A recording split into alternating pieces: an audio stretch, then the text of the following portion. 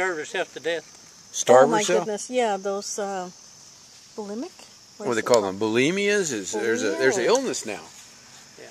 Where they starve themselves to death. Yeah. She had a brand new car, and she had 4 boys. And I told them, I said, boys, don't sell our car.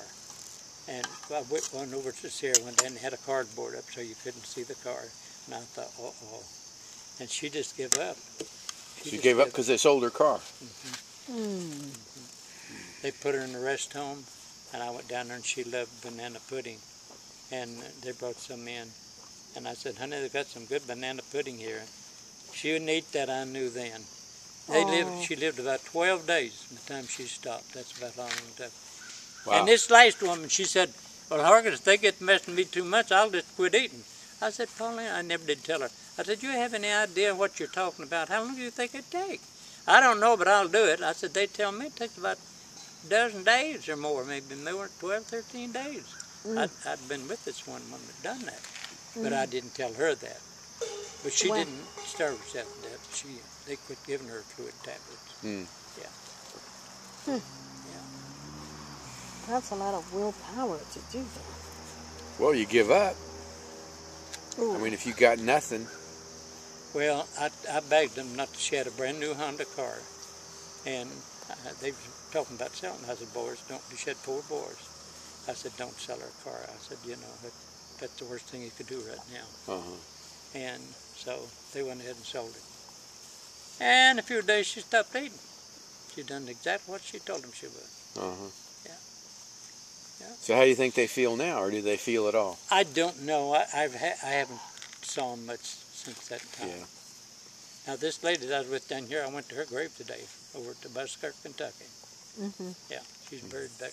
She died down in Huntington, West Virginia.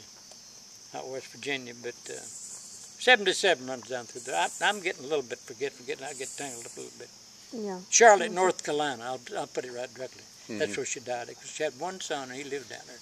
He'd retired from Ashland Oil in Ashland, Kentucky, and moved down there. Yeah. Yeah.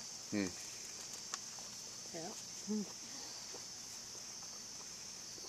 Well, you've seen quite a bit in your 95 years, huh? I have. I really have. Yeah.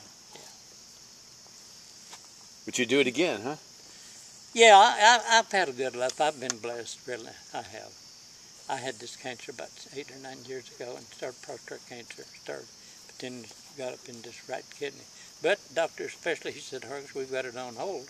So I'm still taking medicine for it. Yeah. Yeah.